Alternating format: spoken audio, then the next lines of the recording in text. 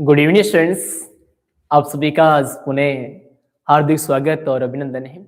चलिए, जितने भी विद्यार्थी आज जुड़े हैं, सबसे पहले तो वीडियो को लाइक और शेयर कर दो और कमेंट करके बता दो कौन कौन आज की क्लास में जुड़ चुका है। जैसा कल हमने एग्रीकल्चर बायोलॉजी की 100 सबसे इम्पोर्टेंट प्रश्नों की क्लास शुरू की थी और कल हमने 48 प्रश्न कंप्लीट कर लिए थे। आज बाकी जो हमारे 52 क्वेश्चन बचे हुए हैं वो हम कंप्लीट करेंगे। क्लास कल की भी बहुत शानदार थी, आपने देखी हो तो पता होगा, नहीं देखी तो जाकर के देख लेना। और आज की भी क्लास उससे ज्यादा आपकी शानदार जानदार रहने वाली है। तो चलिए, आ जाओ, कौन कौन आ चुका है फटाफट से फिर चलते हैं। रामतार, मोहित, माधव, पूजा, फातिमा, अनुज, राकेश, अंकित, गोस्वामी, राधे राधे। चलिए, सभी को राधे राधे, गुड इवनिंग। रूपा देवी, संजय, राकेश, पनवर, राहुल, उधम, आशा। चलिए, सभी को वेरी गुड इवनिंग। और एक बार सारे ही स्टूडेंट्स फटाफट से वीडियो को लाइक और शेयर कर दो। उसके बाद आज की जो क्लास है वो अपन स्टार्ट करते हैं और चलते हैं अपने इम्पोर्टेंट प्रश्नों पर जो बोर्ड के एग्जाम में हूबहू आपको मिलने वाले हैं। राधे राधे सभी को। जितेंद्र, बिल्कुल प्रणाम। स्पेशल, लक्ष्य शर्मा, राहुल चौधरी, सभी को गुड इवनिंग। चलिए, अब हम क्लास को स्टार्ट करते हैं। जनरली हमने 48 क्वेश्चन लास्ट क्लास में कंप्लीट कर लिए थे। आज हम नेक्स्ट आगे के प्रश्नों की चर्चा करेंगे। उससे पहले मैं आपको बता दूं, मैंने कल भी आपको बताया था, रोज आपको बताऊंगा मैं कि अगर आपको हर विषय की 10-10 solve model paper, chapter wise notes, MCQs, previous year question paper, ये सारी चीजें चाहिए और आपका सपना है कि आप 12वीं में 95% या इससे ज्यादा मार्क्स लाना चाहते हो, तो आपको कुछ भी नहीं करना, सिर्फ आपको प्ले स्टोर से हिमायर ऐप डाउनलोड करना है। वहां पर आपको ये सारी चीजें मिल जाएंगी, ठीक है। और ये जितनी भी हमारी पीडीएफ क्लास की होती हैं, ये आपको व्हाट्सएप ग्रुप पर प्रोवाइड करवा दी जाती हैं। आप पर जुड़े हो व्हाट्सएप ग्रुप में तो अच्छी बात है, नहीं जुड़े हो तो वीडियो के डिस्क्रिप्शन में जाकर के व्हाट्सएप ग्रुप ज्वाइन कर सकते हैं। अब हम चलेंगे सीधा अपनी क्लास पर। कल मैंने 48 प्रश्न आपके कंप्लीट करवा दिए। आज हम वहां से आगे शुरू कर रहे हैं और आगे अगला प्रश्न अब हमारे सामने स्क्रीन पर आ चुका है। फटाफट से सभी स्टूडेंट्स आंसर कमेंट करेंगे। प्रश्न है, ऊतक संवर्धन को किसने खोजा? ऊतक संवर्धन की खोज किसने, बता दो भाई। चलिए, सभी को राधे राधे, गुड इवनिंग। अब सीधा हम प्रश्नों पर चल रहे हैं और अपना पहला प्रश्न आज का आ चुका है। 48 क्वेश्चन कल हमने कंप्लीट कर लिए, आज हम 49वें क्वेश्चन से शुरू कर रहे हैं, ठीक है। ऊतक संवर्धन को किसने खोजा, सबसे पहला क्वेश्चन अपना आ चुका है। ई हेनिंग, सभी का जवाब ई हेनिंग। बहुत अच्छा क्वेश्चन है आपके एग्जाम के पॉइंट ऑफ व्यू से, बहुत बहुत अच्छा। और जितने भी स्टूडेंट्स देख रहे हैं, वीडियो को लाइक और शेयर जरूर कर लें। ऊतक संवर्धन को किसने खोजा, मैंने ये पूछा है। और ऊतक संवर्धन को क्या कहते हैं? Tissue culture. अभी तक कोई भी सही जवाब नहीं आया है तो मैं आपको बता दूं, बेसिकली ऊतक संवर्धन की जो खोज की वो किसने की? गॉटलिब हेवरलैंड ने की। किसने की? गॉटलिब हेवरलैंड ने की, ठीक है। ऊतक संवर्धन को किसने खोजा? गॉटलिब हेवरलैंड ने खोजा। एक बार पूछा गया ये क्वेश्चन आपको बोर्ड के एग्जाम में। इंटरेस्टिंग बात यह है कि आपके एनसीईआरटी में नहीं है, फिर भी ये क्वेश्चन आपको पूछा गया है। आप जो ई हेनिंग बता रहे हो, आप क्या बता रहे हो? ई हेनिंग। इस ई हेनिंग ने क्या किया था? तो बेसिकली आप याद रखोगे, ई हेनिंग ने भ्रूण संवर्धन की खोज की। किसकी खोज की थी? भ्रूण संवर्धन की। अगर आपसे भ्रूण संवर्धन पूछा है तो किसने खोजा? ई हेनिंग ने खोजा। एक इंपोर्टेंट जो खोज आपसे पूछी जाती है वो पूछी जाएगी आपसे उत्परिवर्तन। एक उत्परिवर्तन वाली भी पूछी जाती है। तो अगर आपसे उत्परिवर्तन की खोज पूछे, उत्परिवर्तन शब्द पूछे, तो वो किसने दिया? वो ह्यूगो डी व्रीज ने दिया। Hugo de Vries. ये तीनों बहुत इंपोर्टेंट पॉइंट हैं जो आपको परीक्षा में पूछे जाते हैं। भ्रूण संवर्धन, उत्परिवर्तन और ऊतक संवर्धन, तीनों पॉइंट हम याद रखेंगे, ठीक है। पहला प्रश्न अपना कंप्लीट है। दूसरे प्रश्न पर चलेंगे और नेक्स्ट दूसरा प्रश्न है अपना, किस मछली को काली रोहू के नाम से जाना जाता है। अब आपको बताना है कि वह मछली कौन सी है जिसको हम काली रोहू कहते हैं। बता दो भाई। सर इंग्लिश में भी पढ़ाते हो क्या? नहीं, हम केवल हिंदी मीडियम में पढ़ाते हैं। लेबियो कलवासु, बहुत बढ़िया। इसका जवाब मुझे लगता है सारे स्टूडेंट्स का बिल्कुल सही है। बेसिकली अगर हम किसकी बात कर रहे हैं, काली रोहू की, तो काली रोहू किसको कहेंगे? ये कहा जाएगा कलवासु मछली को, कलवासु को। और इसका जो वैज्ञानिक नाम है वो क्या है? वो है लेबियो कलवासु। इसका वैज्ञानिक नाम क्या है? तो इसका वैज्ञानिक नाम है लेबियो कलवासु। ठीक है, आगे चलते हैं नेक्स्ट अगले सवाल पर। और अगला सवाल अपना जो इम्पोर्टेंट है, आनुवांशिक अपवर्तन क्या है, इसके 2 कारण लिखिए। अब इस प्रश्न में मुझे 2 चीजें पूछी गई हैं। सबसे पहली चीज आनुवांशिक अपवर्तन क्या है, दूसरी चीज इसके 2 कारण। जनरली अगर हम आनुवांशिक अपवर्तन की बात करें तो मैंने कई बार बताया होगा कि जो हमारा फसलों का जीन प्रारूप होता है, उनके जंगली प्रारूप और कृषि प्रारूप दोनों के बीच जो अंतर होते हैं, जो विविधता होती है, उसमें कमी आना क्या है? आनुवांशिक अपवर्तन है। तो पहले हम इसकी परिभाषा लिखेंगे आनुवांशिक अपवर्तन की। तो हम कह सकते हैं कि विभिन्न फसलों की या विभिन्न पादपों की, विभिन्न फसल या पादप कुछ भी कह सकते हो, विभिन्न पादपों की कृष्य यानी खेती योग्य प्रजाति व जंगली प्रारूपों के मध्य, प्रारूपों के मध्य विविधता, विविधता का मतलब होता है अंतर, ठीक है, विविधता में कमी आना, में कमी आना क्या कहलाता है? आनुवांशिक अपवर्तन कहलाता है। तो अगर हमें आनुवांशिक अपवर्तन की बात की जाए तो बिल्कुल क्लियर हो गया कि जो कृषि प्रारूप है, खेती योग्य प्रजाति है और जो जंगली प्रजाति है, इन दोनों के बीच विविधता में कमी आना क्या हो गया? आनुवांशिक अपवर्तन। सर इसके 2 कारण कौन कौन से होते हैं? तो बेसिकली पहला कारण क्या हो जाएगा? वैज्ञानिक खेती हो जाएगा। आजकल हम क्या करते हैं? वैज्ञानिक खेती करते हैं। तो वैज्ञानिक खेती करने से क्या हो गया? इनके बीच में विविधता में कमी आ गई। दूसरा कारण क्या हो जाएगा? दूसरा कारण हो जाएगा हमारा उन्नत किस्म। आजकल हम क्या करते हैं? उन्नत किस्मों का उपयोग करते हैं, उन्नत किस्मों का उपयोग। उन उन्नत किस्मों के उपयोग के कारण भी इनकी विविधता में क्या आई है? कमी आई है। क्वेश्चन अपना कंप्लीट हो गया। बेसिकली आनुवांशिक अपवर्तन क्या है? कृषि प्रारूप और जंगली प्रारूप दोनों के बीच जो विविधता है, जो अंतर है, उसमें कमी आना। बेसिकली कारण क्या है? वैज्ञानिक खेती, उन्नत किस्मों का उपयोग। ठीक है, 2 इसके क्या हो गए? इंपोर्टेंट कारण हो गए। अब थोड़ा सा आगे बढ़ते हैं नेक्स्ट अगले प्रश्न पर। आज हम पूरे के पूरे 100 प्रश्नों को कंप्लीट करेंगे। ठीक है, चलिए नेक्स्ट अगला प्रश्न भी आपकी स्क्रीन पर है। अरविंद सर कल प्रैक्टिकल है। प्रैक्टिकल में एग्जामिनर भी यही प्रश्न पूछेगा आपसे। ठीक है, चलिए अपना अगला पॉइंट है आनुवांशिक अभियांत्रिकी के साधनों के नाम लिखिए। अब ये प्रश्न बहुत अच्छा क्वेश्चन है। आपसे प्रश्न पूछा गया है कि जो आनुवांशिक अभियांत्रिकी है उसमें कौन कौन से साधनों का उपयोग होता है, और आपसे साधन दिए भी हुए हैं, एग्जाम में पूछे भी गए हैं आनुवांशिक अभियांत्रिकी के साधन। हाँ बिल्कुल सही, फातिमा ने आंसर दिया है अभी तक। अगर हम आनुवांशिक अभियांत्रिकी के साधनों की बात करें तो कौन कौन से साधन होंगे? एक तो मैं सबसे पहले क्या कहूंगा?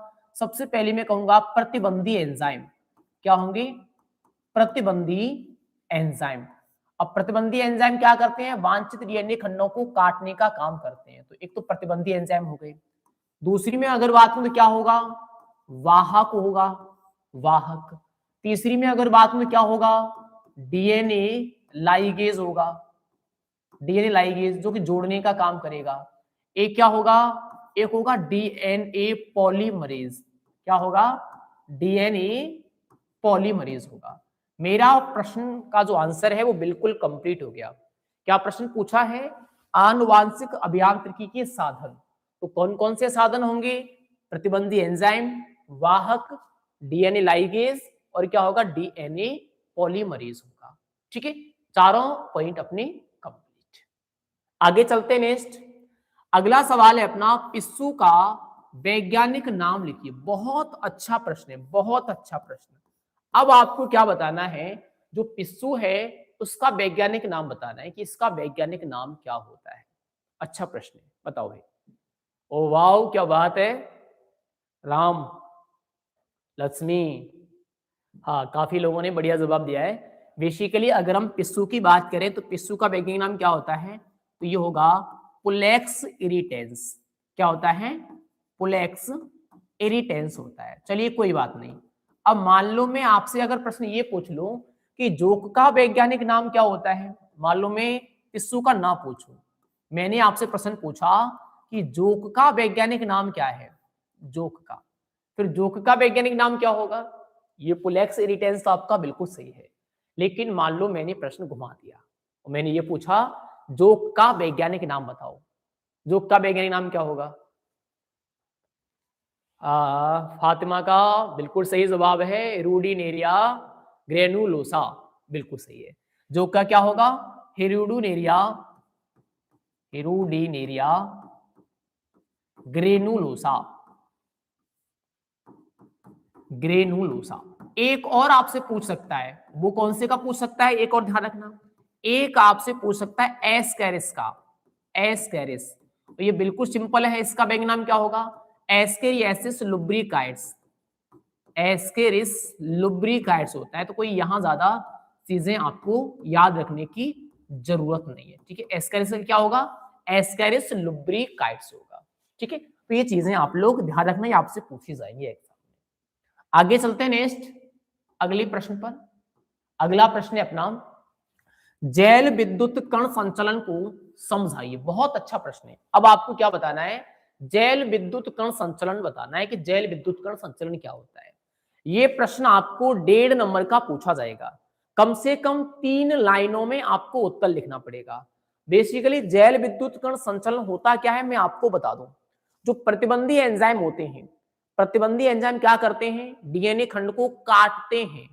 अब उन कटे हुए डीएनए खंडों को जिस विधि के द्वारा अलग किया जाता है, वो विधि क्या कहलाती है, वो विधि कहलाती है जैल विद्युत कण संचलन।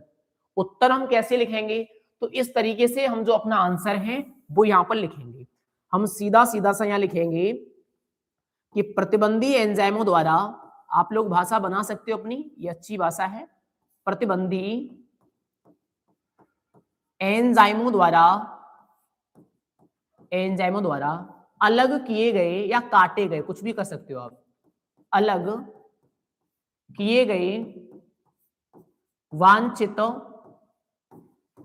अलग किए गए वांछित डीएनए खंडों को, डीएनए खंडों को, खंडों को जिस विधि द्वारा, डीएनए खंडों को जिस विधि द्वारा, जिस विधि द्वारा अलग किया जाता है, अलग किया जाता है, किया जाता है, उसे, उसे जैल विद्युत कण संचलन कहते हैं, ठीक है। क्या कहते हैं, जैल विद्युत कण संचलन कहते हैं। एक तो हमने इसकी परिभाषा लिख दी, एक लाइन और लिख दो कि इस विधि में माध्यम के रूप में, आप लिख दो इस विधि में माध्यम के रूप में एगारोज का उपयोग किया जाता है। माध्यम के रूप में किसका उपयोग करते हैं, एगारोज का उपयोग करते हैं, जो क्या है, जो एक समुद्री घास है।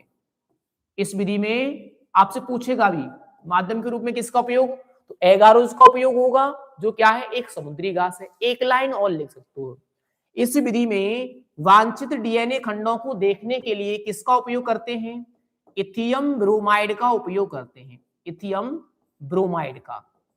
आपसे प्रश्न पूछेगा कि जैल विद्युत कण संचलन में डीएनए खंडों को देखने के लिए, डीएनए खंडों को देखने के लिए किसका उपयोग किया जाता है, तो फिर आप याद रखोगे किसका उपयोग करेंगे, इथियम ब्रोमाइड का।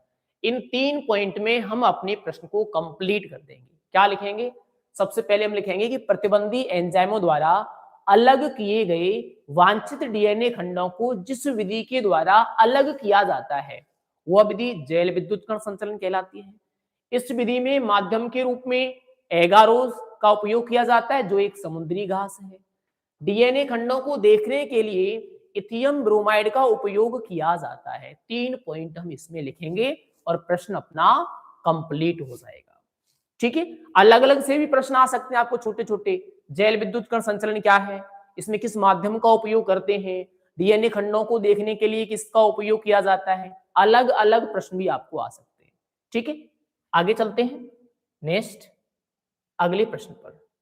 चलिए, अगला प्रश्न आप लोगों के सामने है। प्रश्न काफी अच्छा भी है और सरल भी है और इम्पोर्टेंट भी है।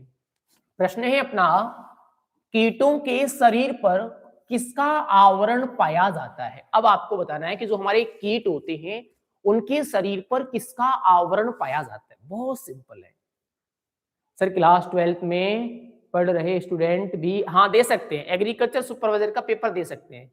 देखो ध्यान रखो, जिन विद्यार्थियों की उम्र 1/1/2027 को 1/1/2027 को 18 वर्ष हो जाएगी, 1/1/2027 को 18 वर्ष हो जाएगी, वो सभी विद्यार्थी एग्रीकल्चर सुपरवाइजर का फॉर्म भर सकते हैं।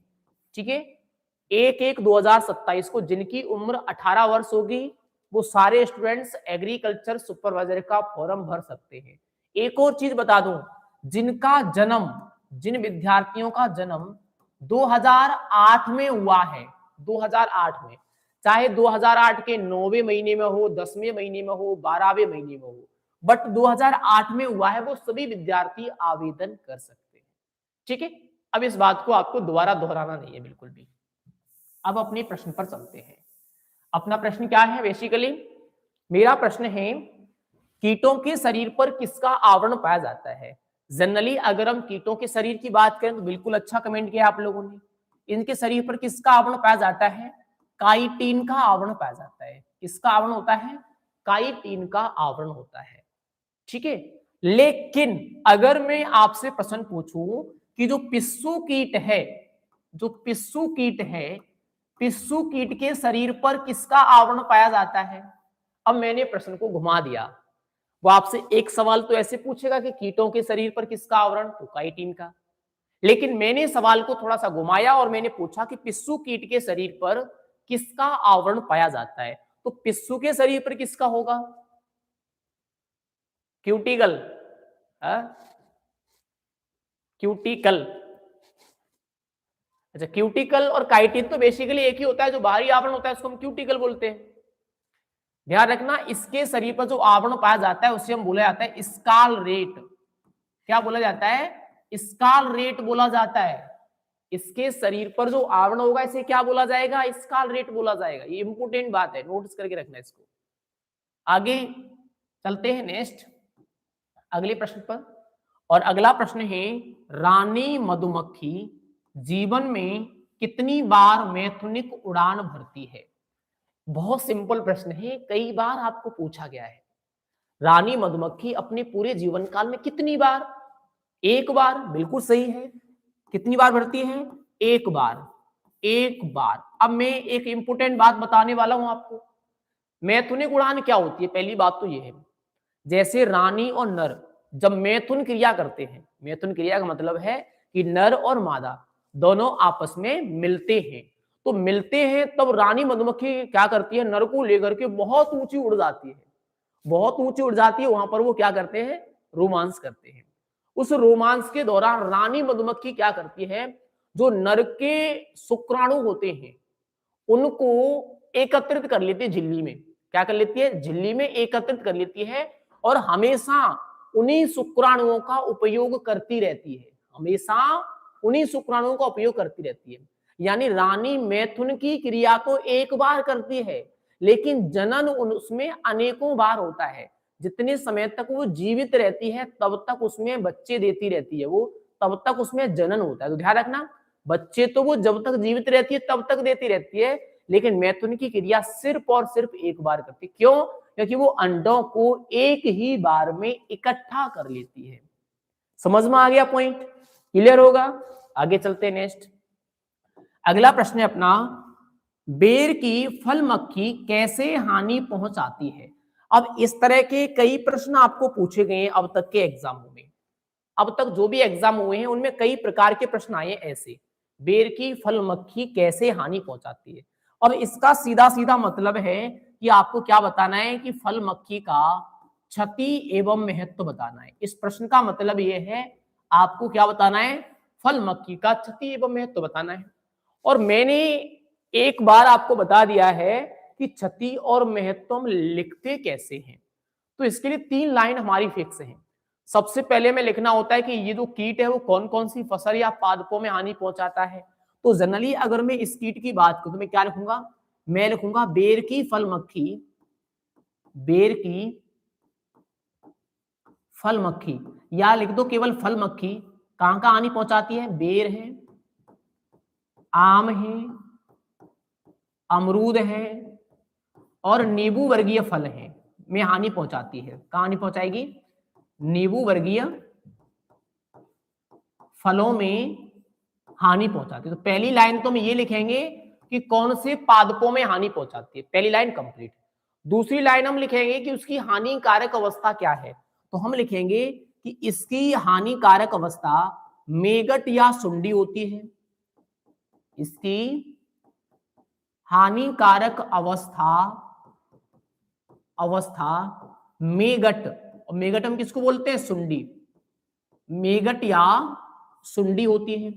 2 लाइनें हो गई। लिखनी कितनी लाइन होती है हमें, 3, ठीक है 2 लाइन हो गई। तीसरी लाइन क्या लिखेंगे, अब ये मेगट या सुंडी हानि पहुंचाती कैसे है।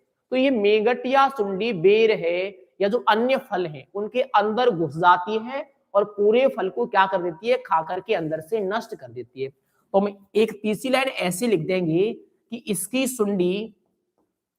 इसकी सुंडी या लट, इसकी लट फल के अंदर घुसकर फल को खराब कर देती है, फल को खराब कर देती है। ठीक है, इस तरह से क्या करेगी, ये हानि पहुंचाएगी। एक लाइन और लिख दो कि इसके द्वारा बेर में 30 से 100% तक की हानि होती है। बेर में कितनी हानि होती है इसके द्वारा, 30 से लेकर के 100% तक की हानि होती है। और ये आपका प्रश्न क्या हो गया, कंप्लीट हो गया।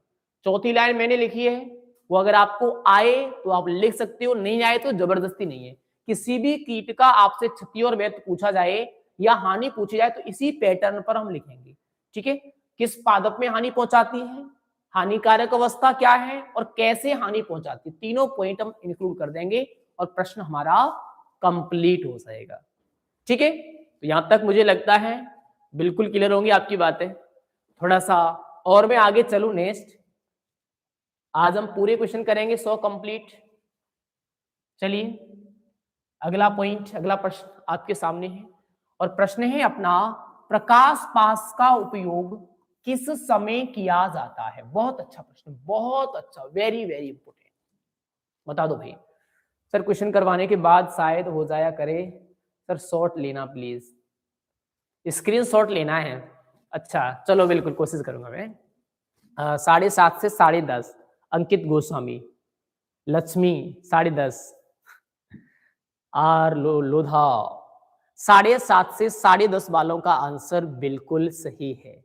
ठीक है, जनरली अगर मैं प्रकाश पास के उपयोग की बात करूं तो कब किया जाता है, शाम को। अब केवल 7:30 नहीं, आपको शाम इंक्लूड करना है, शाम को। और शाम को कौन से समय करते हैं, शाम को 7:30 बजे से 10:30 बजे तक, शाम को 7:30 बजे से 10:30 बजे तक करते हैं। कब करते हैं, शाम को 7:30 बजे से 10:30 बजे तक करते हैं। 1-2 प्रश्न आपको यहां से और बन सकते हैं। कैसे बनेंगे, थोड़ा सा गौर करेंगे हम लोग।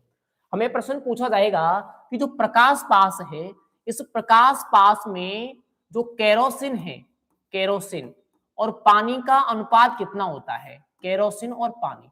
बेसिकली हम क्या करते हैं, जहां पर हम प्रकाश पास लगाते हैं उसके नीचे जो पात्र होता है उसमें केरोसिन और पानी मिलाकर के भरते हैं ताकि कीट आए उसमें गिरे और मर जाए।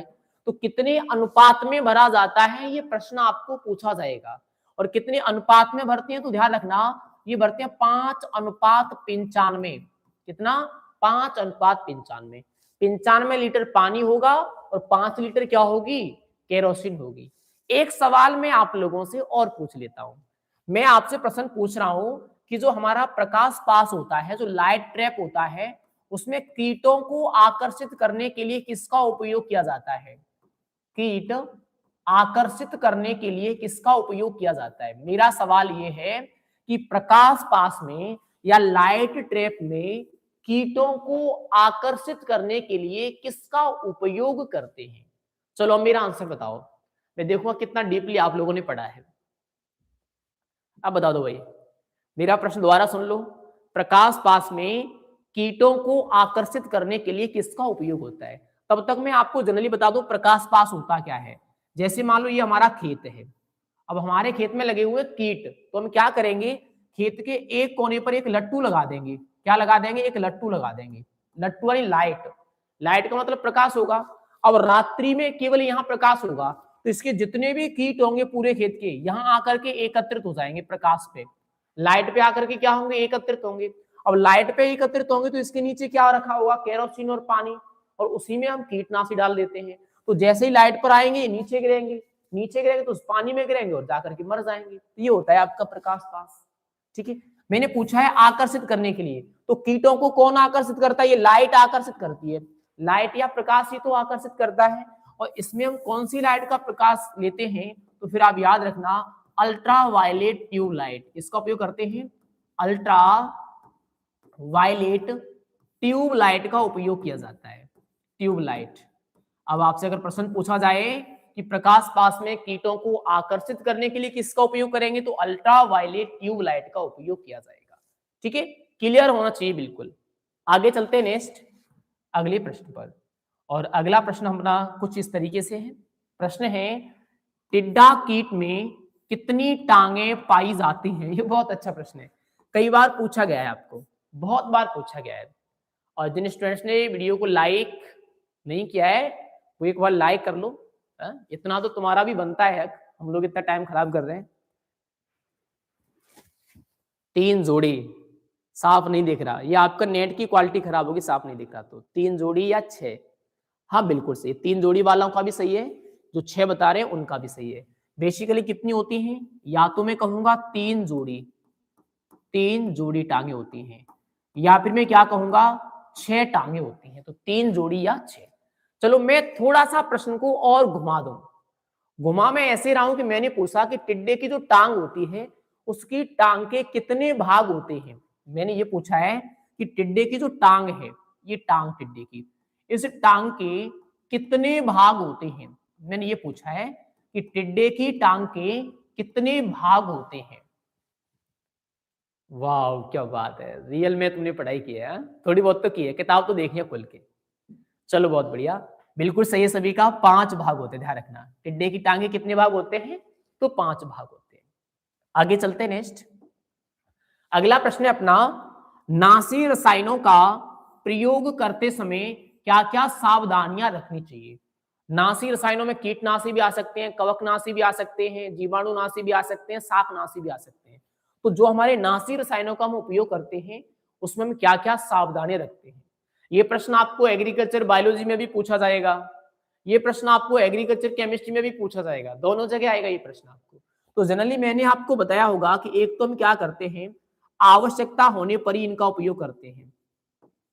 आवश्यकता होने पर इनका प्रयोग करना चाहिए, वरना नहीं करना चाहिए। आवश्यकता होने पर प्रयोग, पहली बात।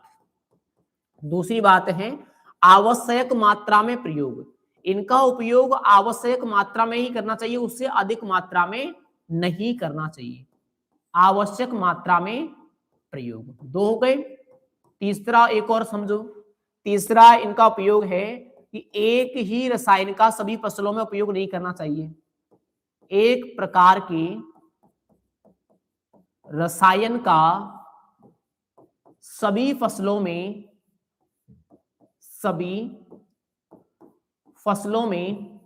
प्रयोग नहीं करना चाहिए। एक ही हो गया। अब और भी अगर आप लिखना चाह रहे हो, बेसिकली 1.5 नंबर का आएगा तो मैं 3 ही लिखने हैं, लेकिन और भी अगर आप लिखना चाह रहे हो तो आप लिख सकते हो कि प्रयोग से पहले उसकी एक्सपायरी डेट चेक कर लेनी चाहिए। प्रयोग से पहले उसकी एक्सपायरी डेट चेक कर लेनी चाहिए। आप और भी लिख सकते हो, प्रयोग करते समय सुरक्षा किट पहननी चाहिए, अपन के मुंह पे रूमाल, हाथों में दस्ताने, ऐसे में सुरक्षा किट पहननी चाहिए।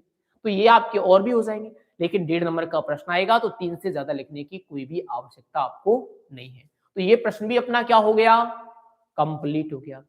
थोड़ा सा और आगे चलते हैं नेक्स्ट अगले प्रश्न पर। चलिए अगला प्रश्न भी आप लोगों के सामने है, फटाफट से आंसर कमेंट करेंगे सभी। प्रश्न बहुत अच्छा है, काफी अच्छा है प्रश्न। और प्रश्न क्या कह रहे हैं, प्रश्न अपना उस रोगजनक का नाम बताइए जिसमें आनुवांशिक पदार्थ नहीं पाया जाता।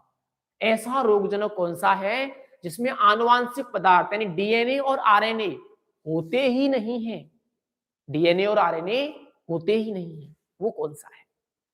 बहुत अच्छा सवाल है। और सभी स्टूडेंट्स वीडियो को लाइक कर लें, ध्यान रखना, वरना तुम्हें तो श्राप लगेगा पक्का, तुम फ्री में पढ़ के जा रहे हो।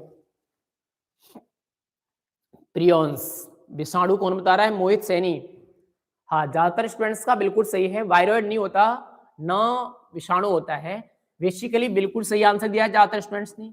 इसका आंसर है प्रियॉन्स। प्रियॉन्स कौन होते हैं, प्रियॉन्स होते हैं।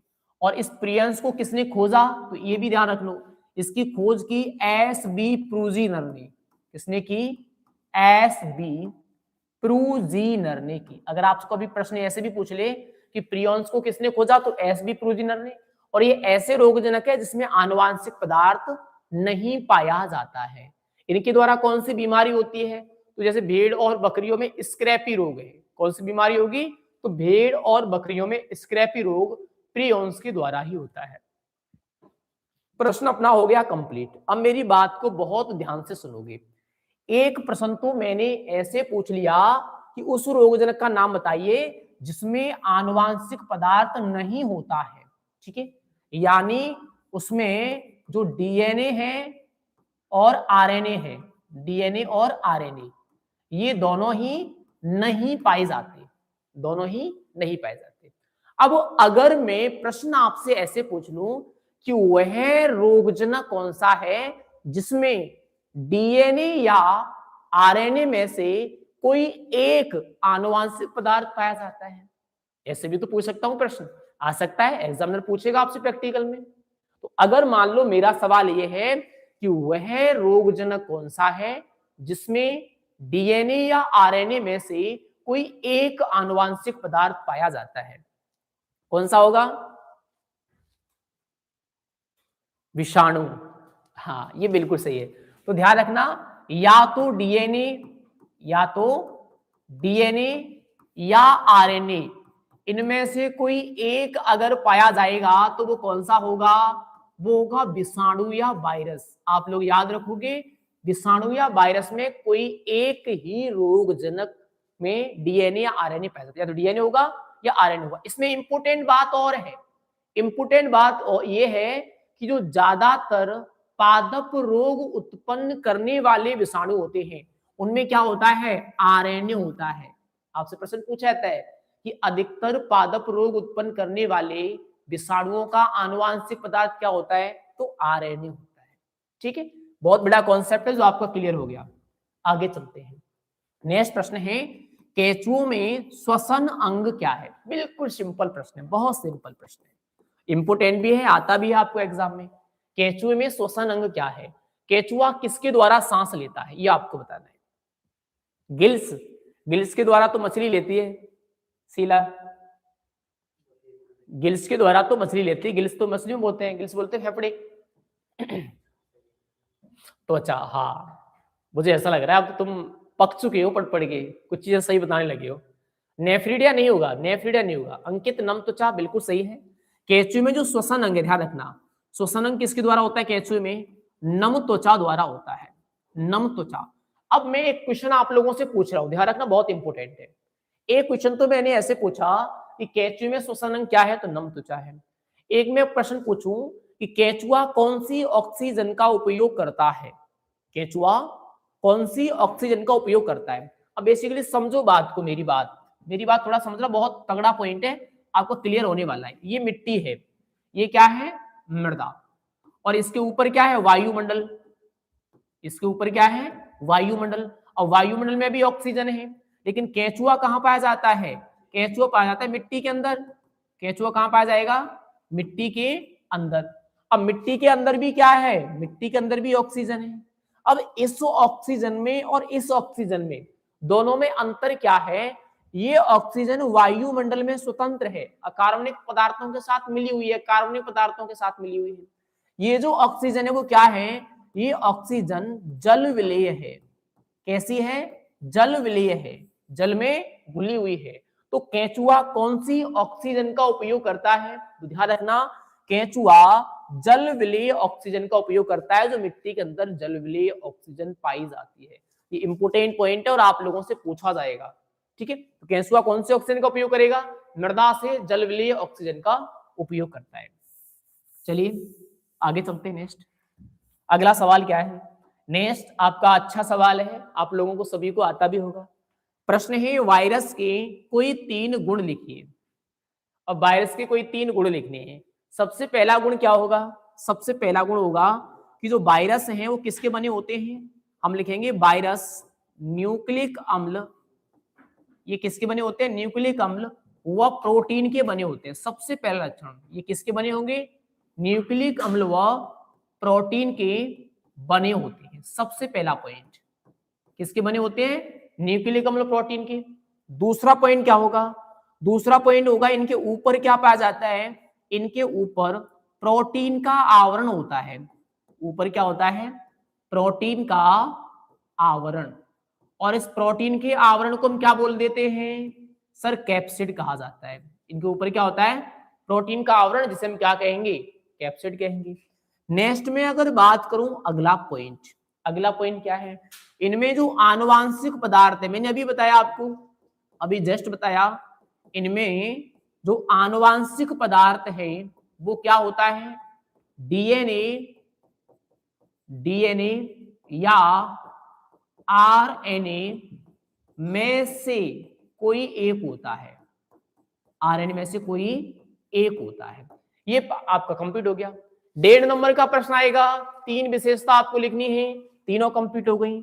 ये न्यूक्लिक अम्ल और प्रोटीन के बने होते हैं, यानी विषाणु क्या होंगे, न्यूक्लियो प्रोटीन होंगे, ठीक है। इनके ऊपर प्रोटीन का आवरण होता है, जिसे क्या कहते हैं, कैप्सिड कहते हैं।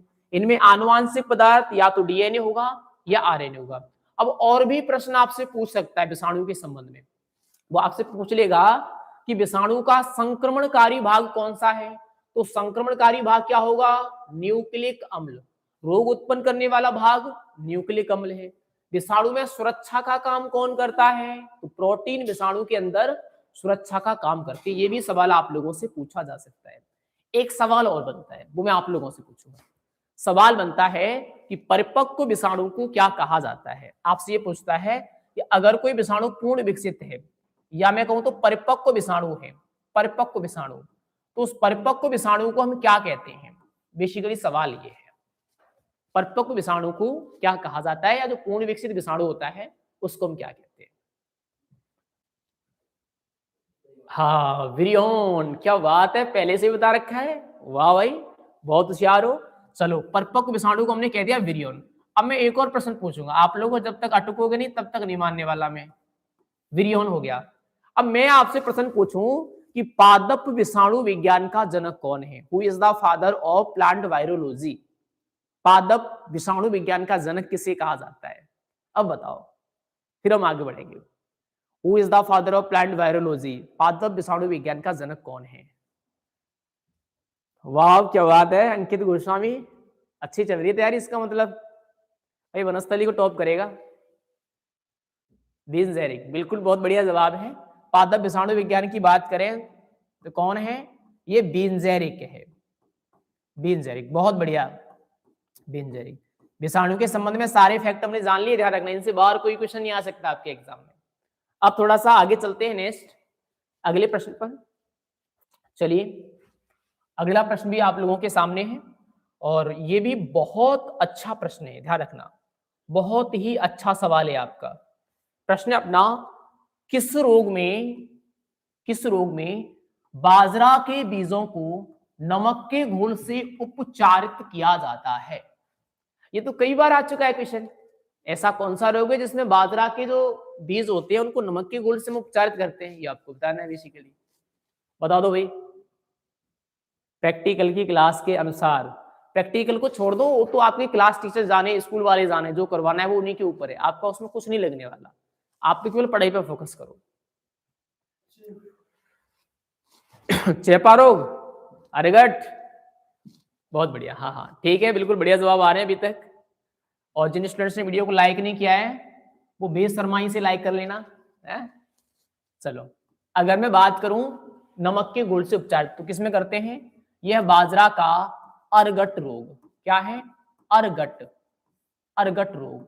और इस अरगट को ही क्या कहा जाता है, इसी को कहा जाता है चेपा रोग, इसी को क्या बोलते हैं, चेपा रोग बोलते हैं। अब मान लो एक प्रश्न तो ऐसे पूछ लिया कि नमक के घोल से उपचार करते हैं, एक प्रश्न पूछे कि नमक के घोल की कितनी मात्रा लेते हैं, कितनी मात्रा से उपचार किया जाता है, तो फिर आप याद रखोगे 20%। कितनी मात्रा दे रखी है, 20% नमक के घोल से हम क्या करते हैं, इसको उपचारित किया जाता है। दोनों सवाल आ सकते हैं, 20% से किसमें करेंगे, अरगट रोग में करेंगे।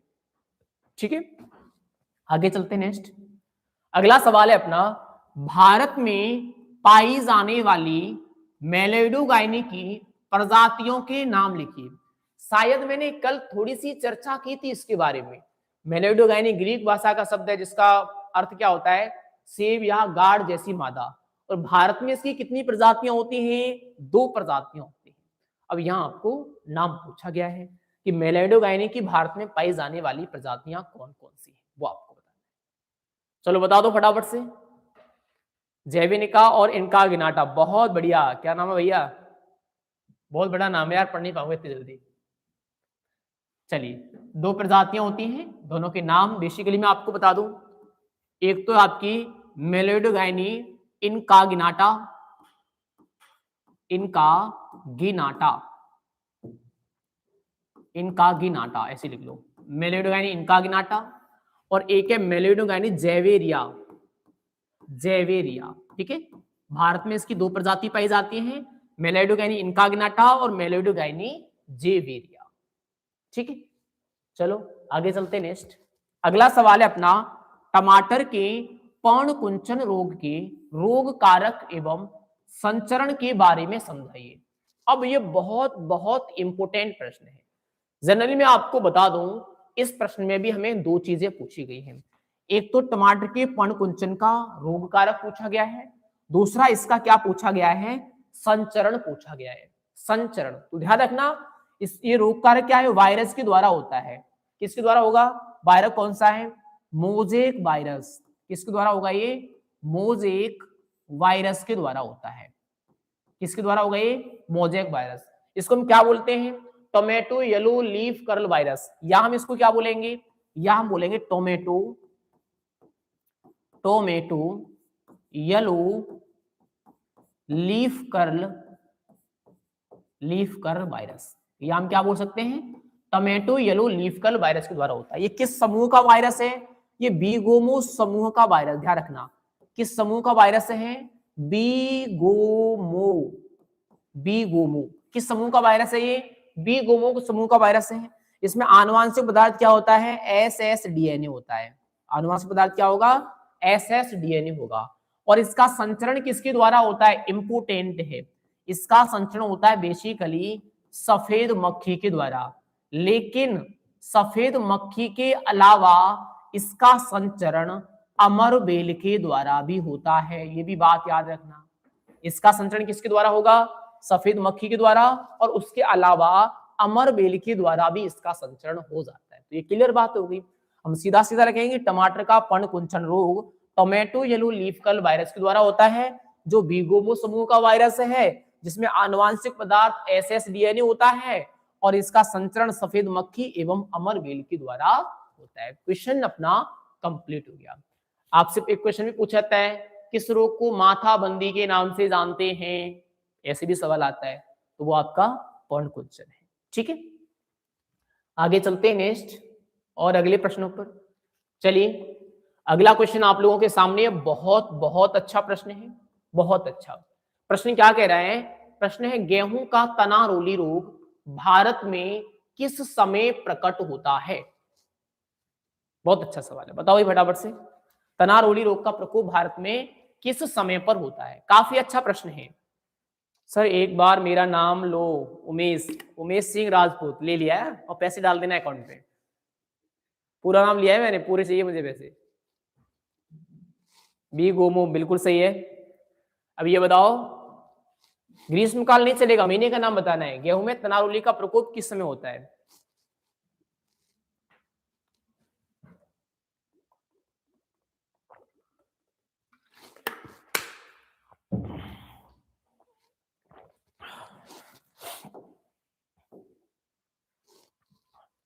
नवंबर, बहुत बढ़िया। किस किस का आंसर है नवंबर? नवंबर वाले तो कम है भाई। चलो, फरवरी नहीं है। गेहूं का जो तनारोली है, तनारोली को क्या कहा जाता है? पहली बात समझो, तनारोली को हम बोलते हैं गेहूं में काली रोली। क्या बोला जाता है? काली रोली बोला जाता है तनारोली को। और इस काली रोली का प्रकोप किस माह में होता है? ध्यान रखना, इसका प्रकोप होता है नवंबर माह में। कब होगा? इसका प्रकोप नवंबर माह में होता है। तनारोली को क्या बोलते हैं? पहली बात काली रोली। इसका प्रकोप कब होता है? नवंबर माह में होता है। ठीक है, आगे चलते हैं नेक्स्ट, अगला सवाल। और नेक्स्ट सवाल है आपका, बेर का छाछा रोग भारत में सर्वप्रथम कहां देखा गया? ये भी बहुत अच्छा सवाल है। अब आपको क्या बताना है? आपको बताना है कि बेर का जो छाछा रोग है वो भारत में सबसे पहले कहां पर देखा गया। बहुत अच्छा सवाल है। कानपुर। ओ क्या बात है, बहुत बढ़िया। बिल्कुल बिल्कुल, बहुत बढ़िया आंसर है। जनरली बेर के छाछा रोग की बात करें तो भारत में सबसे पहले कहां पर देखा गया? तो ये कानपुर में देखा गया।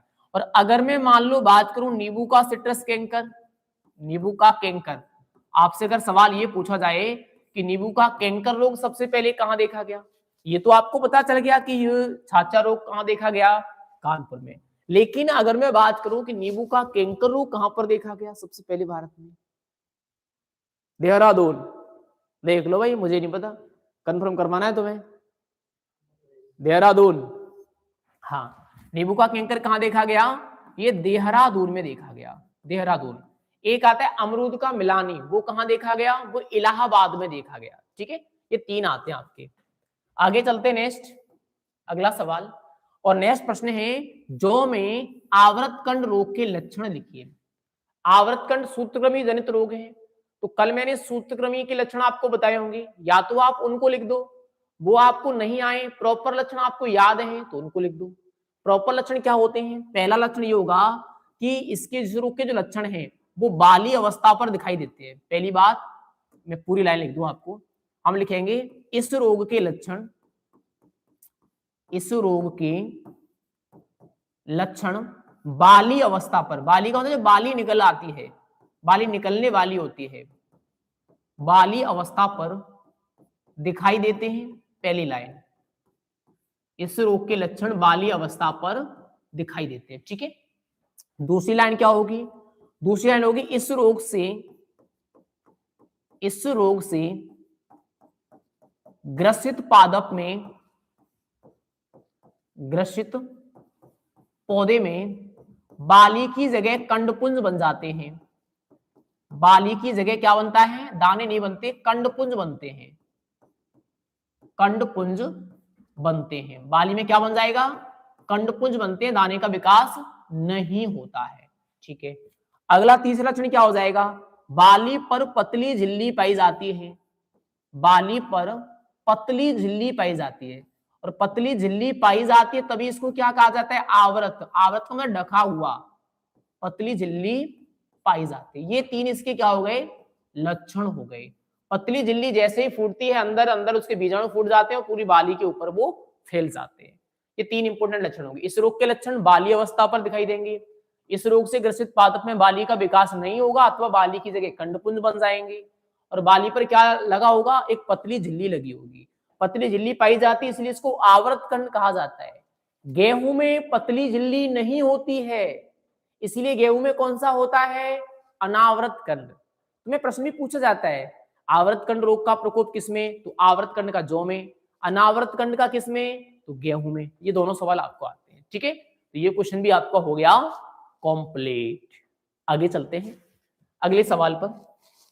चलिए, अगर बोर हो रहे हो तो पानी पी लो आराम से, जाके वीडियो को पॉज कर जाना, बाद में आके देख लेना, ठीक है। अगला सवाल हमारे सामने है और प्रश्न है अपना सीधा सीधा, अमरूद का मिलानी रोग किस रूप में जिंदा रहता है। बहुत अच्छा सवाल है ये, बहुत अच्छा। अब आपको बताना है कि जो अमरूद का मिलानी रोग है वो किस रूप में जिंदा रहता है। पढ़ा होगा ये तो आपने एनसीईआरटी में, सीधा सीधा लाइन लिखी हुई है। अरे क्या बात है पनवर साहब, आई लव यू सर, आप बहुत अच्छा पढ़ाते हैं। पढ़ाने के लिए ठीक है, पर ये लव यू वैव यू से थोड़ा सा दूर रखा करो, मुझे इसकी आदत नहीं है। क्लेमाइडो बीजाणु, हाँ बहुत बढ़िया। जनरली अगर मैं बात करूं अमरूद का मिलानी रोग तो किस रूप में जिंदा रहता है, ये क्लेमाइडो बीजाणु के रूप में जिंदा रहता है।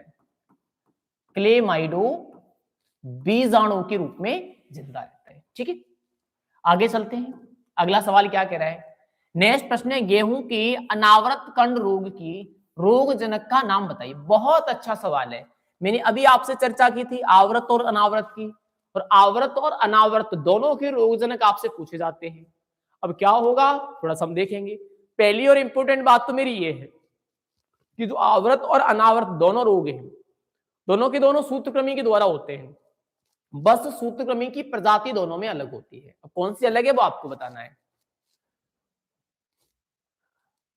सर सारे क्वेश्चन इन्हीं चैप्टर में से आएंगे, पूरी एग्रीकल्चर बायोलॉजी है ये टोटल, अस्टिलागो ट्रीटी साई। हाँ बहुत बढ़िया बहुत बढ़िया। चलिए अब देखो, अगर मैं मान लो अनावर्त कंड की बात करूं तो किसमें होता है, गेहूं में, तो किसके द्वारा होगा, ये होगा अस्टिलागो, अस्टिलागो ट्रीटीसाई, या मैं क्या कहता हूं सेजेटम, ट्रीटीसाई, या मैं क्या कह सकता हूं सेजेटम, सेजेटम, ठीक है। ये तो किसकी बात हो गई, आवर्त कंड की हो गई। ध्यान रखना आवर्त कंड, अगर हमें बात पूछी जाए इसकी, ये हमने किसकी पढ़ी अभी, अनावर्त कंड की, अगर हमें आवर्त कंड की पूछी जाए तो आवर्त कंड किसमें होता है, जौ में। किसमें होता है, जौ में। और जौ का वैज्ञानिक नाम क्या होता है, हॉर्डियम बुल्गेर। हॉर्डियम, हॉर्डियम का मतलब क्या हो जाएगा, हॉर्डियाई। तो इसको हम क्या लिखेंगे, इसको हम लिखेंगे अस्टिलागो, अस्टिलागो हॉर्डियाई। ये किसके द्वारा होगा, ये अस्टिलागो हॉर्डियाई के द्वारा होता है, ठीक है। अब ये गेहूं का नाम क्या होता है, ट्रीटिकम एस्टिवम, तो इसलिए क्या आ गया, ट्रीटीसाई। जौ का नाम क्या होता है, हॉर्डियम बुल्गेर, तो इसके लिए क्या आ गया, हॉर्डियाई आ गया। अगर आवर्त कंड पूछे तो अस्टिलागो हॉर्डियाई, अनावर्त कंड पूछे तो अस्टिलागो ट्रीटीसाई। दोनों कॉन्सेप्ट आपके क्लियर, ठीक है। आगे चल रहे नेक्स्ट अगले सवाल पर। नेक्स्ट सवाल आपका कुछ इस तरीके से है, प्रश्न अपना, नींबू के कैंकर रोग के लक्षण लिखिए। बहुत अच्छा प्रश्न है, बहुत अच्छा। नींबू के कैंकर रोग के लक्षण आपको बताने हैं। सर इन नामों को याद करने की ट्रिक बताओ। अरे ट्रिक ही तो बताइए मैंने। स्क्रीन झपक झपक कर रही है, स्क्रीन तो सही कर रही है, बस तुम्हारी आंखें झपक झपक कर रही होंगी, नींद आ रही होगी, मुझे पता है। स्क्रीन तो ठीक है। सर आप अच्छा पढ़ाते हो, चलो थैंक यू। चलिए हाँ कर तो रही है, मेरी आमी कर रही है थोड़ी सी, बिल्कुल सही कह रहे हो, नहीं हो रही है, रियल में हो रही है। चलो कोई बात नहीं, थोड़ी बहुत हो रही है। अब देखो नींबू के कैंकर रोग के लक्षण हम कैसे लिखेंगे। सबसे पहली बात, इस रोग के लक्षण कहां कहां दिखाई देते हैं, तो पादप की पत्ती और वानस्पतिक भागों पर दिखाई देते हैं। तो मैं क्या लिखूंगा, सबसे पहले मैं लिखूंगा इस रोग के लक्षण, इस रोग के लक्षण पादप के वानस्पतिक भागों, वानस्पतिक भागों, वानस्पतिक भागों पर दिखाई देते हैं, वानस्पतिक भागों पर दिखाई देते हैं, ठीक है। जैसे पत्ती है, तना है, फल है, फूल है, सभी भागों पर दिखाई देते हैं। दूसरी बात क्या होगी, फल है, पत्ती है, तना है, इन पर क्या बन जाते हैं, जल सिक्त धब्बे बन जाते हैं। क्या बनते हैं, जल सिक्त धब्बे बन जाते हैं। इन सभी पर क्या बनेंगे, जल सिक्त धब्बे बन जाते हैं। ठीक है, फिर क्या होगा, धब्बा का किनारा है, धब्बों का किनारा, किनारा कैसा होता है, पीला होता है। धब्बों का किनारा कैसा हो जाता है, पीला हो जाता है। फल और पत्तियां कैसे हो जाते हैं, खुरदरे हो जाते हैं। फल और पत्तियां कैसे दिखाई देते हैं, खुरदरे। तो फल और पत्तियां कैसे हो जाएंगे, खुरदरे हो जाएंगे। ये इसका क्या होगा, लक्षण होगा। सबसे पहले बात, इस रोग के लक्षण पादप के वानस्पतिक भागों पर दिखाई देंगे। दूसरी बात, फल पत्ती तना इन पर क्या बन जाते हैं, जल सिक्त धब्बे बन जाते हैं। तीसरी बात, धब्बे का किनारा कैसा हो जाता है, पीला, और अंदर से धब्बा कैसा हो जाता है, गहरा और काला हो जाता है। ठीक है, फल और पत्ती कैसे होते हैं, खुरदरे। जब आप उन पर हाथ फेरोगे तो कैसे दिखाई देंगे, वो खुरदरे दिखाई देंगे। ठीक है, क्लियर है यहां तक की बात। एक बार चेक करना इसमें हो रही है क्या, हो रही है। 1 मिनट में स्क्रीन चेक कर लूंगा, 1 मिनट रुकूंगी सभी, 1 मिनट रुकूंगी बस।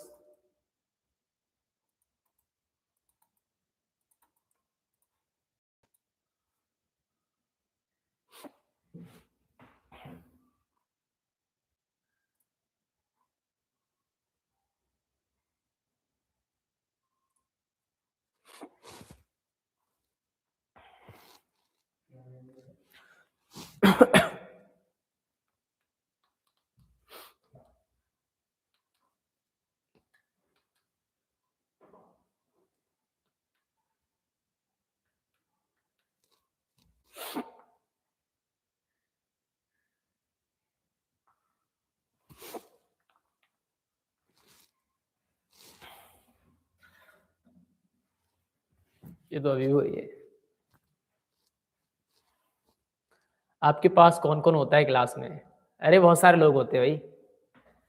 मैं 1 मिनट में चेक करता हूँ, ठीक है, आप लोग थोड़ा सा वेट करेंगे।